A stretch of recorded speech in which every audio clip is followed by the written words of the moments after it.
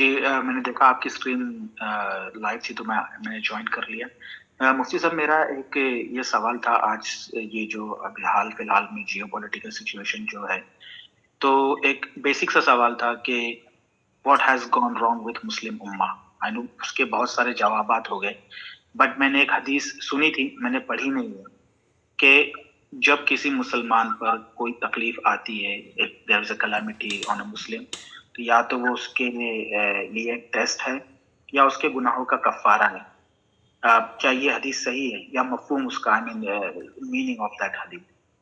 اس طرح کی بہت ساری حدیثیں اور آیات ہیں۔ وَلَنَبْلُوَنَّكُمْ بِشَيْءٍ مِّنَ الْخَوْفِ وَالْجُوعِ وَنَقْصٍ مِّنَ الْأَمْوَالِ وَالْأَنفُسِ وَالثَّمَرَاتِ۔ اللہ تعالیٰ کہتا ہے کہ ہم تمہارے آزمائیں گے، اور وہ آزمائش اس طریقے سے ہوگی کہ کبھی تمہاری جانوں کے اندر کمی ہوگی، تمہارے مال کے اندر کمی ہوگی۔ تو یہ چیز تو قرآن کے اندر واضح ہے۔ اسی طریقے سے ایک روایت میں آتا ہے، رسول اللہ صلی اللہ علیہ وسلم نے فرمایا کہ اشد الناس بلاء الانبیاء ثم الامثل فالامثل، کہ سب سے زیادہ امتحان جن لوگوں کا ہوتا ہے وہ ہیں جو انبیاء کے راستے پہ ہیں، اور پھر وہ جو ان کے قریب ہیں، اور پھر وہ جو ان کے قریب ہیں۔ تو ظاہر ہے کہ بہت سی مرتبہ مصیبتیں اپنے اعمال کا نتیجہ ہوتی ہیں، اور بہت سی مرتبہ امتحان اور آزمائش ہوتی ہے۔ تو اس کے اب آپ اس کو ثابت کیسے کریں گے، پتہ کیسے چلے گا؟ پتہ اس طریقے سے چلتا ہے کہ اگر کسی قوم یا کسی انسان کی زندگی میں کوئی مصیبت آئے، اور اس مصیبت کے نتیجے میں وہ خدا سے دور اگر ہو جائے، تو اس کا مطلب یہ ہے کہ وہ مصیبت اس کی آزمائش کے لیے تھی، اور اگر وہ خدا کے قریب ہو جائے تو یہ مصیبت اس کے امتحان کے لیے تھی۔ تو رہی بات یہ کہ آپ کا وہ بیسک سا سوال نہیں ہے، وہ تو ملین ڈالر کوشچن ہے کہ کہاں گڑبڑی ہوئی۔ یہ کوئی ایسا نہیں ہے کہ دو چار جملوں کے اندر اس کا جواب دیا جا سکتا ہے۔ ایک کتاب ہے، میں نے چند ہی صفحات پڑھے، کتاب کا نام ہے، میرے پاس رکھی ہوئی بھی ہے، وہ قافلہ کیوں لوٹا۔ تو اچھے خاصی ہے جی۔ تو اس میں جو ہے وہ انہوں نے، میں نے پوری نہیں پڑھی ہے، اس کو جستا جستا دیکھا میں نے، تو اس میں انہوں نے سوال کا جواب دینے کی کوشش کی، اور ایک آدمی اپنے نقطۂ نظر، اپنی زاویہ نگاہ سے جواب دینے کی کوشش کرتا ہے۔ یہ کوئی معمولی سوال نہیں ہے۔ جی کیا یہ کتاب اردو میں ہے یا پھر انگلش میں ہے؟ جی یہ کتاب اردو میں ہے۔ اچھا، اس کا کوئی انگلش ٹرانسلیشن نہیں مل سکتا ہے؟ I have no idea۔ Okay جی، بہت بہت شکریہ۔ تو مفتی صاحب بس یہ تو پھر اس کا مطلب کیا، جو آج جو مسلمانوں کے جو حالات ہے، جہاں کہیں بھی ہم لوگ دیکھ رہے ہیں، دماغ اور دل یہ یقین ہی نہیں کر سکتا کہ کافر مسلمان پر غالب آ جائے۔ دیکھیں یہ بات صحیح ہے کہ تو کیا یہ ہمارے لیے اللہ تعالیٰ کی طرف سے عذاب ہے کہ ہم لوگ آج اس حالت میں پہنچ گئے کہ الاسلام یعلو ولا یعلا علیہ، اور ان الدین عند اللہ الاسلام، یہ ساری چیزیں اس بات کو بتاتی ہیں۔ الاسلام یعلو ولا یعلا کا مطلب ہے کہ اسلام ہی غالب آتا ہے، اس کے اوپر کوئی دوسری آئیڈیالوجی غالب نہیں آ سکتی۔ لیکن یہ کہیں نہیں ہے کہ مسلمان ہی غالب آتا ہے۔ مسلمان کا غلبہ اس وقت ہے جب کہ وہ صحیح سے اسلام کے اوپر چلے۔ اب مجھے ایک بات بتائیں کہ جب ہم یہ کہتے ہیں صحیح سے اسلام پر چلنا، تو فوراً لوگوں کے ذہن میں آتا ہے کہ اس کا لباس کیسا ہے، اس کا حلیہ کیسا ہے، اس نے نماز پڑھ لی کہ نہیں پڑھ لی۔ یقیناً یہ ساری چیزیں اسلام کا حصہ ہو سکتی ہیں اور ہیں، لیکن اسلام میں بہت ساری چیزیں ہیں۔ نمبر 1 آپ کا عقیدہ، نمبر 2 آپ کا عمل، نمبر 3 آپ کے معاملات، نمبر 4 آپ کی معاشرت یعنی رہنا سہنا، اور اسی کے اندر سیاست بھی آ گئی، اور نمبر 5 آپ کے اخلاق۔ یہ 5 ڈپارٹمنٹس ہیں جو دین کے ڈپارٹمنٹس ہیں۔ اب آپ اندازہ لگائیں کہ آپ مشرق اقصی سے لے کر مغرب اقصی تک، یعنی فار ایسٹ سے لے کر فار ویسٹ تک، جو 50 سے زائد مسلم ممالک ہیں، اس میں چلے جائیں اور اس میں دیکھیں کہ یہ 5 شعبے دین کے، ان کے اوپر کس حد تک عمل ہے۔ ہو سکتا ہے کہ کہیں عبادتوں کے اندر زیادہ زور ہو تو پھر معاملات کے اندر کمی ہو، اور کہیں معاملات عبادت کے اندر کمی ہو، کہیں دونوں کے اوپر زور ہو تو عقیدہ خراب ہو، اور کہیں تینوں کے اوپر اگر عمل ہے تو پھر معاشرت اور اخلاق، یہ ساری چیزیں مائنس ہے، اور اس میں سیاست کا بڑا دخل ہے۔ آپ 100 سال سے دیکھ لیں، کیا مسلمانوں کی کوئی سیاست ہے، کیا خلافت موجود ہے، کیا امارت موجود ہے؟ تو جب یہ چیزیں نہیں ہوں گی تو ظاہر ہے کہ دنیا میں غالب آنے کے لیے اسباب چاہیے، وہ اسباب تو مسلمانوں نے ترک کیے ہوئے ہیں، تو کہاں سے غالب آئیں؟ جی اور سبھی بھارت واسیوں اور وشو واسیوں کو میرا پیار بھرا نمستے دوستوں۔ ابھی بھائی صاحب نے سوال کیا یاسر الوالدی صاحب سے کہ بھئی حدیثوں میں لکھا ہوا ہے کہ بھئی اسلام ہی غالب رہے گا دنیا پر، بٹ یہاں پر تو الٹا ہو رہا ہے، غالب ہو رہا ہے کافر، یعنی کہ اسلام ہی سپر پاور رہے گا، یہ لکھا ہوا ہے۔ اور यहाँ पर तो उल्टा हो रहा है, यहाँ पर तो काफिर ही गालिब हो रहा है, काफिर ही सुपर पावर हो रहा है। कुरान की एक आयत कहती है कि एक मोमिन 10 काफिरों पर भारी पड़ेगा, दूसरी आयत कहती है एक मोमिन 2 काफिरों पर भारी पड़ेगा। यहाँ पर कुरान और हदीस दोनों झूठे साबित हो चुके हैं दोस्तों। अब यासर अलवालिदी साहब के पास प्रॉब्लम यह है कि अगर वो सच बोलते हैं तो यहाँ पर इस्लाम से बाहर हो जाते हैं, वो कुरान की आयत का इनकार करते हैं, यानी कि उससे कुरान झूठा साबित हो रहा है। ऐसी बात वो बिल्कुल भी नहीं बोल सकते, क्योंकि वो इस्लाम से बाहर हो जाएंगे दोस्तों। और इस्लाम परमिशन नहीं देता कि कुरान पर कोई सवाल उठाया जाए। ज़ालिकल किताबु ला रैब फीही, इस पर शक व शुबा की कोई गुंजाइश नहीं है इस किताब में, ऐसा कुरान बोलता है दोस्तों। अब कमाल की बात यह है कि अल्लाह का ही तो कलाम है और अल्लाह ही मना कर रहा है कि ना इस पर शक करो ना शुबा करो, बस जैसा है वैसा ही इसको मान लो। यानी कि अल्लाह सवालों से भाग रहा है दोस्तों।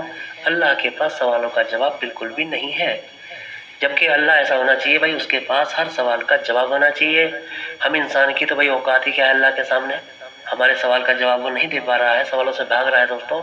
इस तरीके का अल्लाह देखो बनाया हुआ है। और यहाँ पर यासर अलवालिदी साहब जलेबियाँ घुमा रहे हैं, क्योंकि उनके पास जवाब नहीं है। अगर वो जवाब देंगे तो फंस जाएंगे। अब देखो ये मोमिन भाई हैं बेचारे, डर डर के सवाल पूछ रहे हैं बेचारे, और हर बात को एक्सेप्ट कर रहे हैं और उनकी बात से मुतमईन होकर यस बोल के बेचारे चले जाते हैं, क्योंकि इस्लाम सवाल करने को मना करता है। मुस्लिम लोग इसलिए सवाल नहीं कर पाते हैं दोस्तों। इनको सवाल करने पर बैन है, मोहम्मद साहब ने इनको बैन किया हुआ है कि सवाल नहीं करना है, बस सवाल नहीं करना है। अब यहाँ पर सवाल ये उठता है दोस्तों कि भाई क्या कोई खालिक कायनात एग्ज़ाम लेता है? इन्होंने कहा कि भाई अगर आप नमाज नहीं पढ़ते हो, इस्लाम को सही फॉलो नहीं करते हो, इसलिए आपके ऊपर अजाब आ रहा है। यानी कि अगर कोई परेशान है और वो नमाज नहीं पढ़ता है तो उसके ऊपर बहाना क्या मारा है कि भाई तू नमाज नहीं पढ़ रहा है, इस्लाम को फॉलो नहीं कर रहा है, इसलिए तेरे ऊपर अजाब आ रहा है अल्लाह का। और जो इंसान इस्लाम को फॉलो कर रहा है, सब काम कर रहा है, होता क्या था कि मोहम्मद साहब के पास लोग जाते थे सवाल लेकर के, मोहम्मद साहब मैं आपके बताए रास्ते पर चल रहा हूँ, नमाज भी पढ़ रहा हूँ, रोज़े भी रख रहा हूँ, फिर भी मैं बीमार हूँ, मेरे बच्चे बीमारी से मर रहे हैं, अल्लाह से कहो हमें बचाए और बारिश करे, ताकि गर्मी इतनी ज़्यादा हो रही है, पानी की बहुत प्रॉब्लम हो रही है, अल्लाह से कह के बारिश करा दो। मोहम्मद साहब के पास ना तो कोई बारिश कराने का जरिया था, ना कोई अल्लाह था, ना कोई पावर थी, उनके पास था सिर्फ बहाना। जितनी बात भी मक्का के लोगों ने कही है कि मोहम्मद साहब हमें भाई कोई चमत्कार दिखा दो, उतनी ही बार मोहम्मद साहब ने कोई ना कोई बहाना बनाकर उनको बता दिया। कभी आयत दिखा दी, कभी वैसे जवाब दे दिया, यानी कि हर बार कोई ना कोई बहाना बता दिया। कभी उन्होंने ना कोई करिश्मा कोई चमत्कार नहीं दिखाया दोस्तों, क्योंकि मोहम्मद साहब के पास कोई करिश्मा चमत्कार नहीं था। उनके पास क्या था? तलवार थी। एक की गर्दन काटते थे, सैकड़ों लोग इस्लाम में आ जाते थे डर की वजह से। ये था उनके पास दोस्तों। अब वो ऐसी बहाने बना के लाते थे कि भाई अल्लाह एग्ज़ाम ले रहा है। अब दोस्तों मुझे ये बताओ, क्या खालिक कायनात दुनिया को बनाने वाला, क्या वो एक हम इंसान का एग्ज़ाम ले सकता है? अगर वो हमारा एग्ज़ाम ले रहा है दोस्तों, वो खुदा हो ही नहीं सकता, क्योंकि उसको रिजल्ट पता नहीं है, उसको आने वाले कल का पता नहीं है। एग्ज़ाम सिर्फ हम लोग लेते हैं क्योंकि हमें रिजल्ट पता नहीं होता, हमें ये नहीं पता होता भाई कल क्या होने वाला है। अगर किसी से हमें रिश्तेदारी करनी है, कोई भाई संबंध बनाना है, कोई भाई जैसे कोई हमें लड़की की शादी करनी है किसी घर में, वहाँ पर हम पैसा दे के देखते हैं कि भाई देखो ये लोग किस तरीके के हैं, पैसा वापस करते हैं या नहीं करते हैं, इनको आजमा के देखते हैं, तब उससे रिश्तेदारी करते हैं। इस तरीके से हम किसी को आजमाते हैं, क्योंकि हम इंसान, हमें पता नहीं भाई आदमी हमारे लिए कैसा निकलेगा, कल को पैसा वापस करेगा नहीं करेगा। इस तरीके से दोस्तों हम इंसान को आजमाते हैं। कोई खालिक कायनात किसी इंसान को आजमा नहीं सकता, क्योंकि वो फ्यूचर जानता है। अल्लाह तो जानता है कि हम पैदा होने के बाद मरने तक क्या क्या करेंगे, क्या क्या खाएंगे, कहाँ कहाँ जाएंगे और कैसे कैसे हम मरेंगे, वो फ्यूचर जानता है, सब कुछ जानने वाला, कभी एग्ज़ाम नहीं लेता। ये बात तो ऐसी हो गई जैसे आपको अपने चच्चा के घर का पता है और आप फिर भी पता पूछ रहे हो। आपको चच्चा के घर का पता है, आप वहाँ जाते आते हो और फिर भी आप उसका एड्रेस पता कर रहे हो कि भाई मेरा चच्चा वाला घर मुझे बताओ कहाँ पर है। ये तो पता होने के बाद आप पूछ रहे हो, तो आपसे बड़ा पागल कोई हो सकता है? अगर कोई अल्लाह सब कुछ पता होने के बाद, फ्यूचर पता होने के बाद अगर वो एग्ज़ाम ले रहा है, तो उससे बड़ा बेवकूफ़, उससे बड़ा पागल कोई दुनिया में हो सकता है? नहीं हो सकता। दोस्तों यहाँ पर जो ये एग्ज़ाम वाली बात है, ये बिल्कुल भी चलने वाली नहीं है, ये पहले ही झूठ साबित हो चुकी है ये बात। लेकिन ये हमारे मोमिनों के ब्रेन में ये बात बिल्कुल भी नहीं आती दोस्तों, जबकि कुरान और हदीस हर जगह झूठा साबित हो चुका है दोस्तों। उन लोगों को क्या था उन लोगों का ये था कि भाई तलवार बाज हमारे पास, पटेबाज हमारे पास, अच्छी वाली तलवार है हमारे पास, इसलिए इस्लाम ही गालिब रहेगा दुनिया पर, इस्लाम ही सुपर पावर रहेगा। क्योंकि उनको तलवारों तक का ही नॉलेज था, उनको पता नहीं था कि कल के दिन दुनिया इतनी आगे जाने वाली है कि हम परमाणु बम बनाने वाले हैं, हम जेट विमान बनाने वाले हैं, टैंक बनाने वाले हैं, या जहाज वगैरह, कुछ भी उनको पता नहीं था दोस्तों कि सुपर पावर काफिर बनने वाले हैं आने वाले टाइम में। इसलिए उन्होंने क्या लिखा कि इस्लाम ही गालिब रहेगा, यानी कि इस्लाम ही सुपर पावर रहेगा।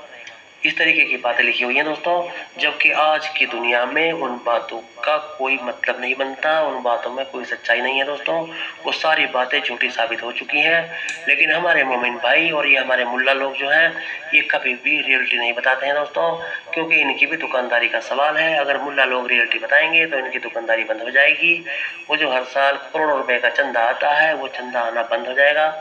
ये लोग इसलिए इस्लाम की रियलिटी को छुपाते हैं दोस्तों, और अपनी जो है बात को आगे रखना चाहते हैं। आज के लिए दोस्तों बस इतना ही। मेरे वीडियो को लाइक करो, शेयर करो, कमेंट करो और सब्सक्राइब करो। जय हिंद, जय भारत, वंदे मातरम।